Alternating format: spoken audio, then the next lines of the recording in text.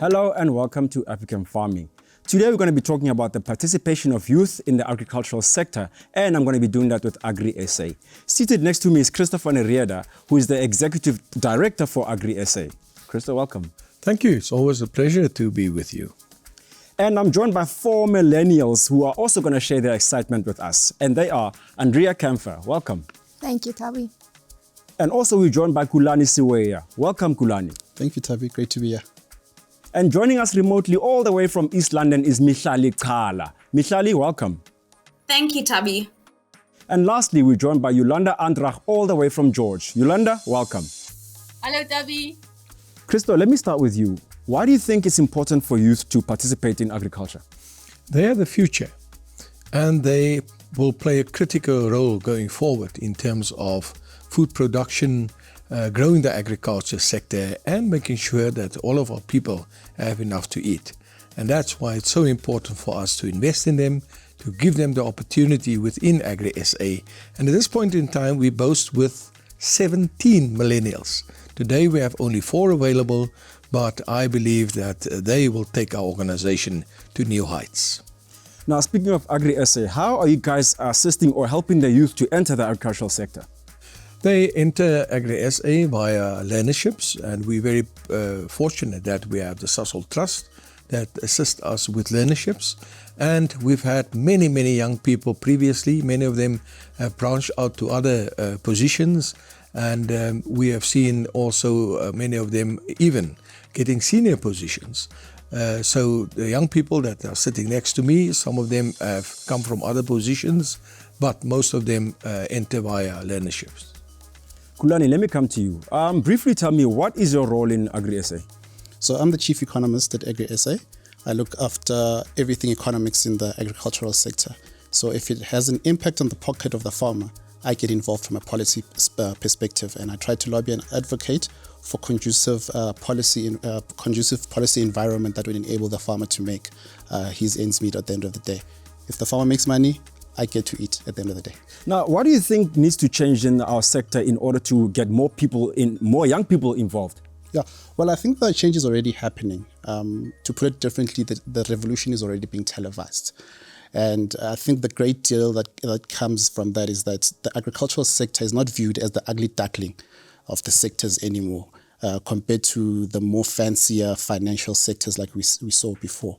We're seeing a great influx of young people coming into the sector.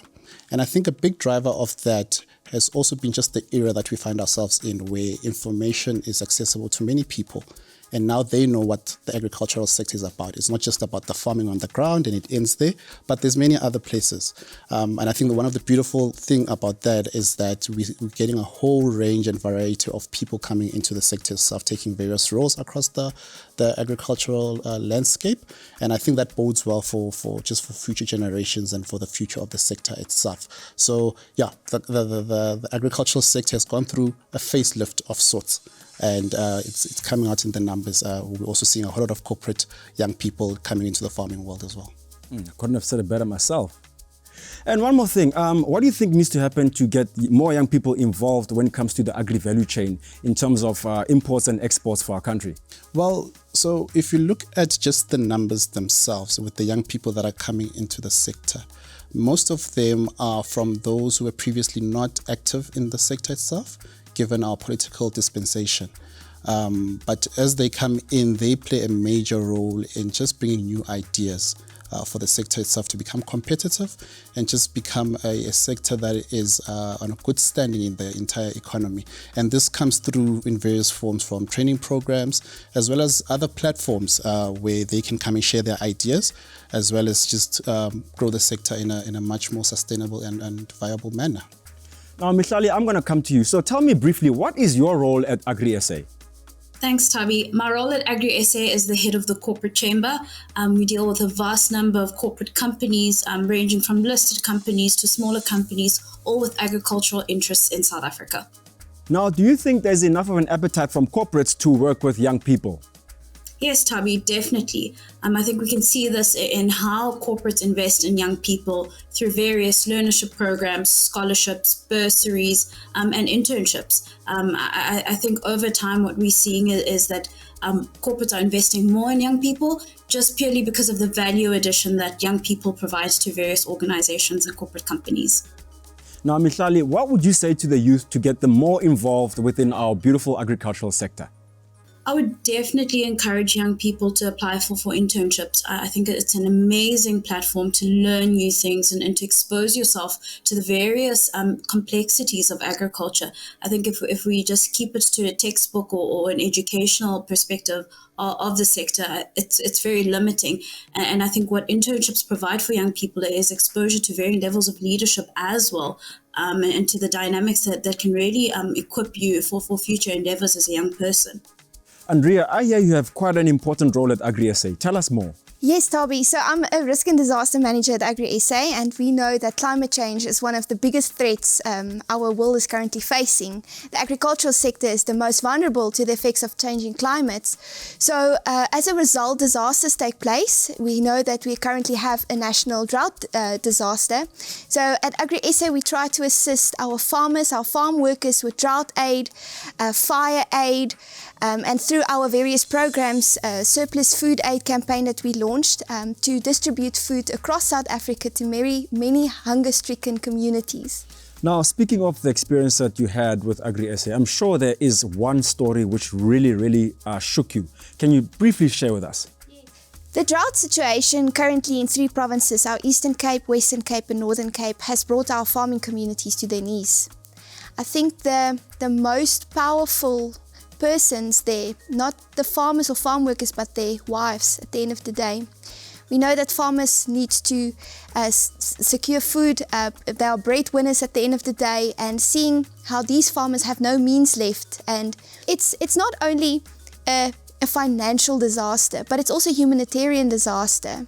Christo, looking at the millennials sitting next to you, I'm inspired. Are you inspired? Do you think that Agri SA is doing a good job? I'm very inspired because it's about creating opportunities.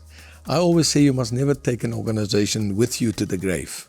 You must leave a legacy behind. And one of my legacies is to give these young people an opportunity. They are highly qualified, they are highly adventurous, they've got new ideas, and they are not scared of anything. Now, let me cross to you, Yolanda. Tell me briefly, what is your role at Agri SA? So I am the head of the Commodity Chamber at Agri SA. I work alongside various industry associations on national and international forums where we advocate for a sustainable and profitable agricultural sector. Yolanda, give us some words of inspiration for all the young people out there. Look, I'm incredibly positive about the future of South African agriculture. Looking ahead, I think there's going to be a lot of challenges, especially climate change and some policy uncertainty playing into a tough operating environment on a ground level. And I think our farmers just need to persevere and to tap into their network specifically. Ultimately, you are only as good as your network and the people you know that can help you solve problems. So I would advise the youth of South Africa, especially in agriculture, to surround themselves with the correct mentors and to invest in their personal development continuously. Yolanda, tell us briefly, how did you get into agriculture? So my dad is a farmer and most of the people in my family are farmers. If you're not a farmer in our family, you're a pastor, so I think farmer is a safer option. Now, Mihlali, over to you. What qualities do you think are suited for the youth in order to thrive and to work in the agricultural sector? Definitely our grit. I think we are very hungry, we persevere as young people, and we're very dynamic as well. I think we have a diverse skill set, and that is largely due to the opportunities available to young people, and that's something the sector can definitely tap into and take advantage of. Kulani, any words of encouragement from yourself to the youth out there? Definitely. The agricultural sector is an ever-evolving sector, and I think now more than ever, it's time for the youth to come participate in making sure that this sector becomes the big player in the entire economy. Andrea, and from yourself? I wanted to give that answer, but just from my side is looking into new technology developments, moving into just transitioning for greener economy. Yes, there's a lot of opportunities. Renewable energy, climate smart agriculture, the youth should be involved. And Christo, from yourself? I think the important thing to remember is that agriculture is not just about farming. There's an entire value chain, and that value chain opens up so many opportunities. And I think our youth needs to be made aware of it, and they need to grab it. But it starts with skilling yourself and making sure you've got the knowledge to then find those opportunities and make a success of it. I'd like to thank all our guests for being here with us in studio today. It was an awesome pleasure chatting to all of you. And thank you, Yolanda and Mihlali, remotely for joining me as well. And thank you to our viewers for watching African Farming. I surely am inspired. Thank you for watching, and see you again next time.